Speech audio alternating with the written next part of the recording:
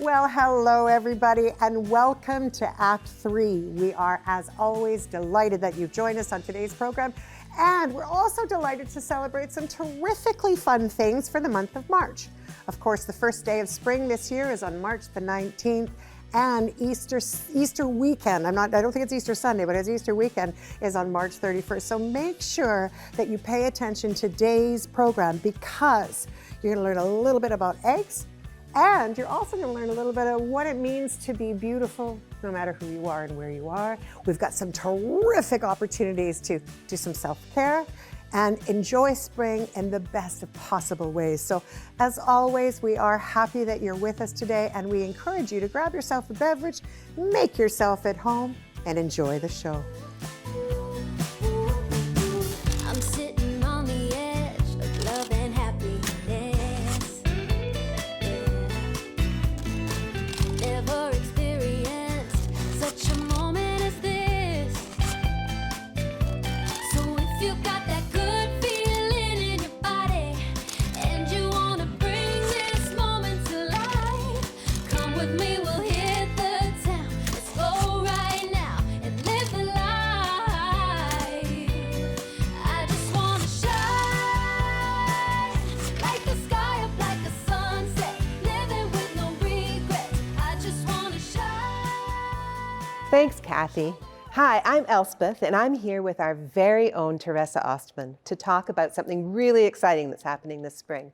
Welcome, Teresa. Hi, Elspeth. Thanks for having me. It is so exciting to get to actually talk to you Yes. about what we're celebrating today, which is the 4th annual Wellness Expo. Yeah, Wellness Expo is happening on March the 23rd. Wow. It's wonderful because it brings together all types of products and services that have to do with wellness. And really, when you think about it, everything is wellness. Looking Absolutely. good, feeling good, different products, what to eat, activities. It's amazing, and it's going to be an amazing expo. It sounds very exciting. And I know it's something that you've done before, but it's always something, it happens in spring every year, doesn't Yes, it? yes. It's such a great time because as we're launching into the summer, the sun is starting to shine. We start to think about how we feel, how we look, how we want to be better and healthy for the summer. So what does the Expo offer for folk who want to get well? Yeah, it offers, we have over 70 exhibitors. Wow. And just all aspects of health and wellness. We have health talks. There's 11 health talks. 11. They are running back to back, so you can actually come and attend all 11. They were talking about hormones and menopause. Wow. There's bone health. We talk about the new dental plan to come and hear about it and understand it. There's a doctor talking about health. There's just a whole gambit. There's even a lady coming to talk about how to pack for traveling because I love it. activities and health, there's just so much to do with well-being. Of course, we also have door prizes. Door prizes. Yes, we have over $2,000 in door prizes, and people have a chance to win door prizes. It does not cost anything to attend. You can come for the whole day or part of the day. It runs from 10 until 5 on March the 23rd, on the Saturday, at Beban Park Social Center on Bowen Road in Nanaimo. That sounds fantastic. I mean, with the talks and the booths to learn things and the door prizes, it sounds like it's going to be a fantastic day. It really is. It's going to be, and come out. Come out. There's something for everyone. It's not only for women. Some people think women is only wellness as women. No, it's men. You can all find something that you didn't know, and it's just great information. I think it's fantastic. And indeed, all of us need to be well. So I think it's a great opportunity to come. So again, it's March the 23rd on the Saturday from 10 till 5, and it's at Beban's Social Park at 2300 Bowen Road. Fantastic. So everybody's heard it. We should all go to the Wellness Fair. Over to you, Jeremy. Thanks, Elspeth. I'm almost as excited about the Wellness Expo as I am about the fact that it's spring. Spring always makes me think about rabbits and Easter and eggs, so I invited my friend Claire Denine to come today to talk to us about eggs and chickens. Hi, Claire. Hello.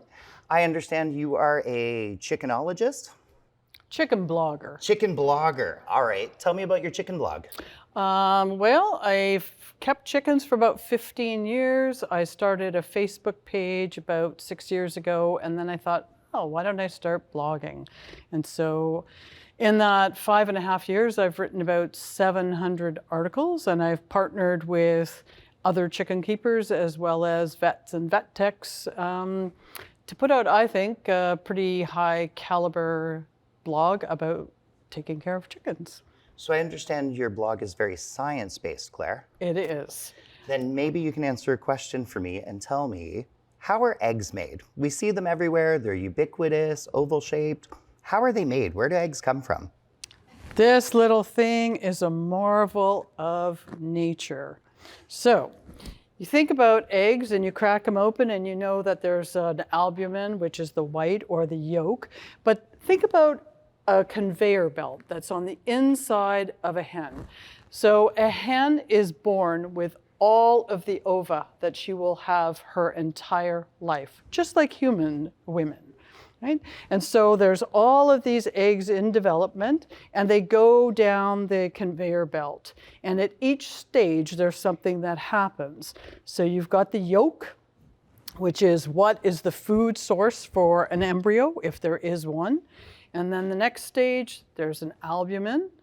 And if you know what those little white bands are, which I used to pick out of my eggs before I made them when I was a kid because I thought they were something to do with a chick. They're not. They're very tightly wrapped, coiled albumin called chalaza. And what they do is they hold the yolk centered. So if a chick is actually developing, it keeps them in the middle so they don't get bonked around if the egg is rolling under the hen while they're incubating. All that is going on inside of a chicken. All of that. Then at some point, sperm, which can be held inside little sperm suitcases in a hen's reproductive tract for up to 21 days, there's one little point at which that sperm can join in the egg, and if that happens, the egg is fertilized, and if it doesn't, the egg is not fertilized. Then it continues to move down, and then there's a little membrane that happens, and then there's a shell. And just before it leaves the body, there's something called bloom, and it is sort of a fluid that gets coated around the egg, and that protects it from bacteria. That whole process takes about 24 hours. So some workstations are just a few minutes, and some are a few hours. And that's a miracle of nature. And that took somebody a lot of protein, a lot of calcium, and about a day. That really answers the question of where do eggs come from. I love that your blog is science-based and that you're talking a lot about information. You brought us some eggs to show us today. Can you tell me why these eggs all look different? Sure. I didn't bring you any white eggs because everybody knows what a white egg looks like, and none of my hens laid white this week. So you probably don't know that eggs come in a variety of colors, but all eggs start as white eggs. So we talked about what's on the inside of the egg. So shell is actually made of calcium carbonate, and it is white. And so as it's traveling down the conveyor belt, a white egg may leave the body white, but if a hen carries genetics for a brown egg, and there's about 13 genes that create brown, and they can be anything from light brown to very dark brown, it's a pigment, and it's kind of like tinting. And so as it travels down, this brown gets overlaid. So if any of you have brown eggs at home, crack them open and look on the inside. You will see that the brown egg is brown on the outside, white on the inside. You heard it here first, folks. The mystery is solved. Thanks for joining us today, Claire. Over to you, Alexis. Thank you, Jeremy. That was excellent. I would love to introduce to you our new guest here. And we have Barbara Dobbyn of Barbara Anne Photography. Welcome. Thank you for having me. I'm excited to be here. Absolutely. You are more beautiful than you think you are. Would you share with us, what does that mean? I find, so in my portrait photography business, I specialize in women. I photograph men and all genders and equities, but I specialize in photographing women. And I find that most women, and especially people that we would consider some of the most beautiful women we know, don't believe that they're photogenic or beautiful. And that's just heartbreaking, because when I bring them into my studio and I get them in front of the camera and I focus on their personality and bringing out the essence of who they are, I'm always able to capture a portrait of them that they love, and often brings them to tears because they did not believe that they were beautiful enough. Okay. Yeah. Well, that's quite an art. Yes. Photography is a creative art. You mentioned earlier, before we were on the show here, that values are really important for you. In what way are values important? How do you incorporate that? For me, my values are in leaving people better than I found them. And I've had to make corporate changes in my life to continue following that path and making people feel good about themselves, teaching them things about themselves, and knowing that when I move forward from them, that I don't have to be in their life to have left them in a better place.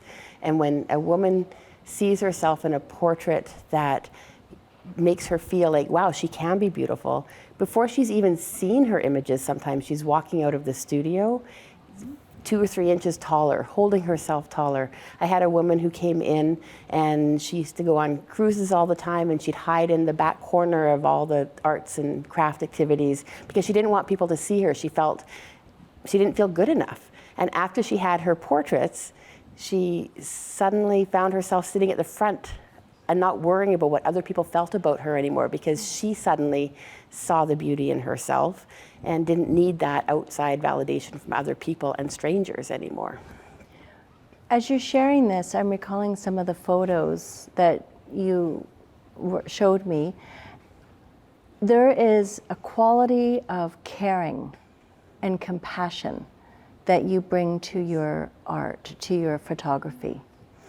I believe that what makes a portrait special is finding the quality of the person in front of you. So when somebody comes in, I don't have a formula of come in, sit like this, turn like that, snap a picture, and you're done. I spend time getting to know my clients first. We have a full hour-long consultation where we talk about how they want to be seen. And then I have one person in during the course of an entire day. So we take the time to have conversations, get to know who they are, let them relax in front of the camera so they're not so self-conscious about how they think they look, and then they can open up to becoming their authentic self, and I can capture those pieces of who they are that they're not thinking about. And yeah, I did that for the Women of Influence Awards that recently. I photographed 89 women in total for that. And each person came in and received a completely different portrait from everybody else, because it was really important to me that they had a portrait of themselves that they loved. And I think women, we spend all of our time behind the cameras. We organize family portraits. We take portraits of our kids, but we don't step in front of the camera. We hide behind it. And I think it's really important that every woman has a portrait of herself, that she sees her own beauty. She sees the essence of who she is, and that she loves it. And most of the women that come in, they come in saying, I hate having my portrait taken. This is not my idea of fun. But they leave like, wow, I had a good time and I love this picture of myself. Like, it's a beautiful thing. If you were to have in one sentence, because we're just short on time here, what would be that one sentence that you would like people to hear? What is your message? Don't wait till tomorrow, because often tomorrow's too late. Our older generations are passing away. Have portraits taken with your mom. Have portraits taken of yourself so your children have that record of who you are, because they love you how you are today, right now. That is beautiful, Barbara. Thank you. Thank you. Thank you. Teresa, on to you. Thank you, Alexis, and thank you, Barbara. I love the portrait that you took of me. I'm so excited because I can talk more about the Wellness Expo. My guest today is a presenter and exhibitor at the Expo. Her name is Gordana, and she is a holistic healer. Hi, Gordana. Oh, hi, Teresa. Can you tell us What does that mean? What does holistic mean? Holistic means mind, body, and soul. So we're looking at an individual as a whole, as opposed to looking at one symptom or one modality, such physical body, and not addressing the mental, emotional, spiritual as well. Well, that makes sense to look at everything as a whole because everything is connected. That's right. We are more than our physical bodies, and we need to, in order to thrive, we need to address all the different bodies that we have, which are physical, mental, emotional, and spiritual. Yeah, and you have a number of modalities that you practice. Can you tell us a little bit about those? Yes, I am a registered holistic nutritionist. I'm a yoga teacher, a Reiki master, and I do energy work, meditation teacher. I teach breath work. I also make teas. I'm an herbalist. Wow. You do a little bit of everything. I do, yes. So how do those different modalities work together? Like when you're working with a client, do you use a variety of modalities depending on what the person needs? I do. In a consultation, I offer a free consultation, and then I can assess to see what the individual needs, and I can use all my skills to help. Or sometimes people will come for individual services. For example, people will come for nutritional services, or they'll come to my yoga class, or they'll book an energy session, and that's just fine. They need a specific treatment, but I am skilled in so many modalities, and I can help that individual because it's usually more than one thing that we need, right? Yes, and one thing for sure, as we get older, sleep becomes an issue, and you offer help for sleep. I do. We also do workshops and classes, and we just had a sleep workshop. And sleep is a big issue, so is stress, because we are very stressed in the society. Maintaining and strengthening your immune system, detoxing, big topics. Yeah, definitely big topics. I've taken a breath workshop with you, and proper breathing is amazing for our body, but also it does help us sleep. Do you want to just tell us about your sleep method and your breathing method? The most popular or the most effective method for sleep is what we call box breathing. So that is 4, 4, 4, 4. You breathe in for 4, you hold for 4, you exhale for 4, and then you hold for 4. And you can just do that as you're falling asleep, and it calms your nervous system, and it puts you to sleep really quickly. So try it. I'm sure what it does is stops the worry brain because you're concentrating so much on counting and breathing. That's right. Yes, you are giving your left brain a task to count, and so it's not busy talking to you. Yeah. You mentioned that you're a holistic nutritionist, and I know that you grow your own food, you preserve, you make teas. Tell us a little bit more about that. Why is that so important? I like to have control of my food, and I like to have everything organic and clean. I have a lot of allergies, and I know a lot of people do. So I cook from scratch. It's difficult for me to eat outside. I can get sick really easily.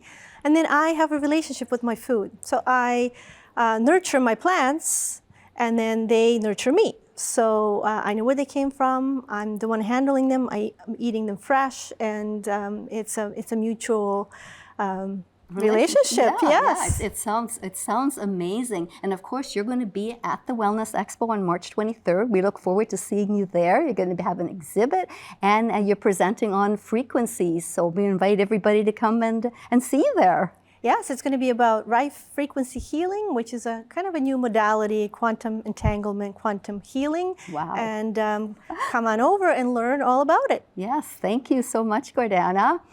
Now we are going to go over to Kevin, and he's talking to our very own Dan. Thank you very much, Teresa, and thank you once again to our viewers for joining us. I'm joined today by a familiar face once again. He's a familiar face here if you have been watching Act 3. Dan Elliot is a member of our team here, but he's also someone we've had a chance to speak to on a variety of topics. But Dan had an art show in September of 22 called The Winds of Change, which was a very moving and successful art show. And from that came a documentary film that premiered at Vancouver Island University in the fall of 2023. And he's joining us again today, and here we're going to be talking about his book, which is a further extension of this project. It's called Truth, Art, and Reconciliation, a Winds of Change project. And we have the author, Dan Elliot. Dan, thank you very much for joining us. Thank you. Great to be here. Yeah, it's awesome. Step out from behind the camera, but yeah, it's a wonderful. I appreciate being having a chance to come here and speak about the book, and I was thinking about that I'm a visual artist primarily, and that's what I've done my whole life. But a wonderful friend of mine now went to the art show, and we have a mutual friend, and she said, "Oh my gosh, you gotta write a book," and I'm like, I am a painter, like what? So anyway, we ended up over about a 6-month period. She recorded stories of mine and compiled them into a book, and then we had some great editors, and wow, it was just very thrilling to put this out there. When I was a kid, I always admired an author. His name was Clancy Holing, but he was an author and an illustrator. And I said, hey, I can do that. I'm a painter and now a writer. Well, and it's such a wonderful collaboration, the way you're talking about, but just like these elements coming together, not just the artwork that you've put out through this art show, but the stories you've now accompanied with it, creates this unique opportunity for people to understand the artwork, the meaning it has to you, and kind of the breadth of that well beyond just the pages of the book. Yeah, and generally, I think artists, we generally don't like to say too much about our painting. We allow people to figure them out, but this body of work was an incredible step in my artistic ability. But I wanted to explain some of the parts because we're in a part of our Canadian history where we need more information, more connection, and more understanding around relationships between Indigenous and Canadians. Yeah. I think you and I were speaking about that briefly before going to air here. I had an opportunity to read the majority of the book, and it's a very, I described it to you, my personal experience was it's a very emotional read.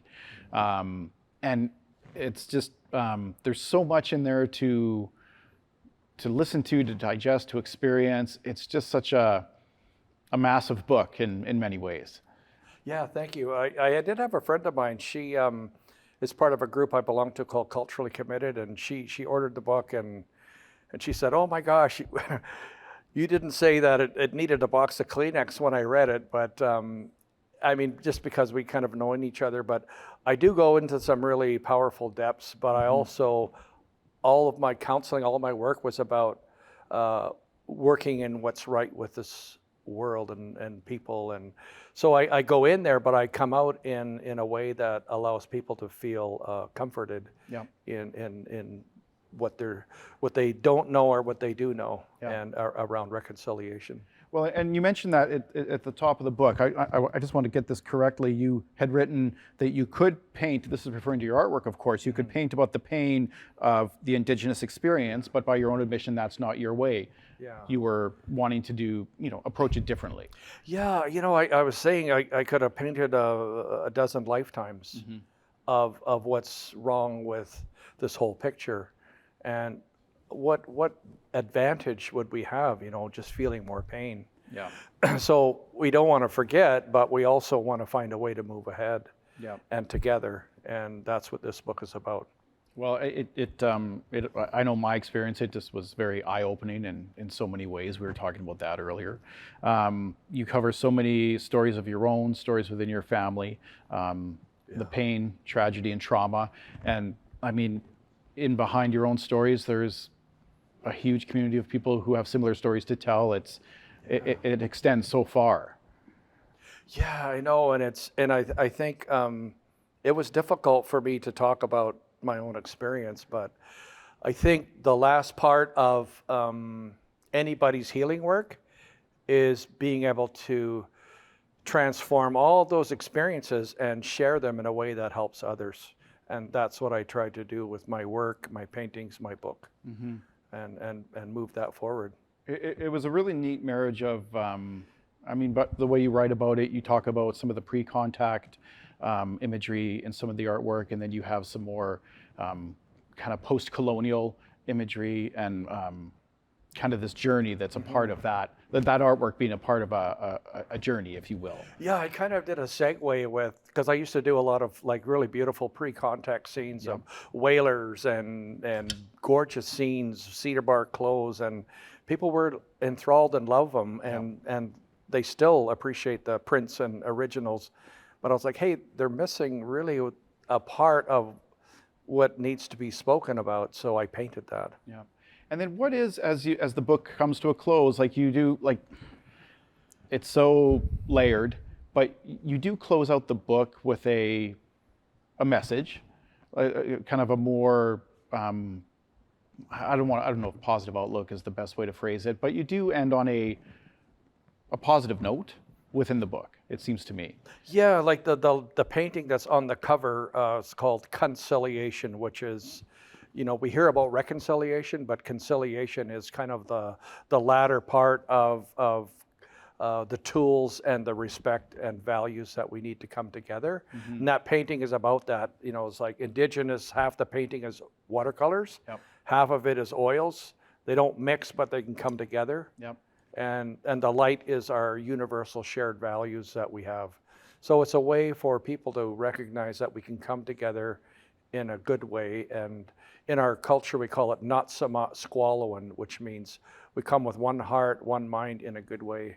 Oh, that's a beautiful message. It's an absolutely, it's a wonderful book. Like I said, it was very emotional to read. I encourage our viewers to find an opportunity. I think they can find it on Amazon. It's a brave endeavor, and I think it's a very helpful one. And I salute you for it, and I thank you for being here to share more with us. Thank you so much. I say hi to Kassim. Thank you. All right, Kathy, it's off to you now. Well, you know, it's so hard to end our show when we have such amazing guests. I'm really delighted to actually have Dan tell us about what he's been doing. You know, Dan's been a part of this show for a really long time with Raven Tales, and he consistently brings some really incredible information into our community. So I also, like Kevin and the rest of our team, we really do hope that you'll check out his work. It is life-changing. I also really want to thank the other guests that we have today. You know, I love chickens and I love eggs and I love feeling good about things. But most importantly, I love celebrating you and all of the people that watch our program. And we are so happy that you guys join us for Act 3. And I also want to recognize that this program isn't possible without the incredible, wonderful volunteers that we have that put in so much time towards making this show really something that we hope that you enjoy. And on top of that, we've got some changes that happen inevitably and for all of us. And so I thought I would give you a little bit of a share. As we're closing out the program today, we want to honor someone who's been an incredible, important factor in every part of the work that we've been doing, some of us for 7 or 8 years now, as we bring these shows to you.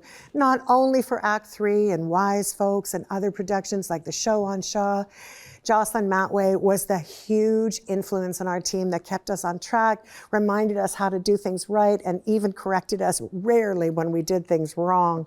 She has been an influence. And of course, without Jocelyn, we still want to walk ahead, knowing that the other volunteers, including Todd Jones, including Stas, including some of the other wonderful people that are part of the Rogers team, and all of our amazing volunteers. So on behalf of everyone here at Act 3, thank you for continuing to tune into our programming. We are delighted that you do.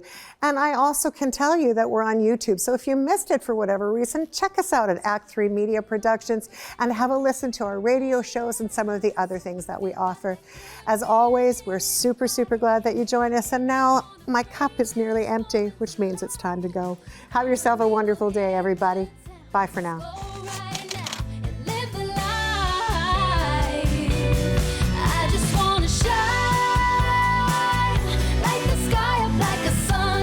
Living with no regrets. I just wanna shine.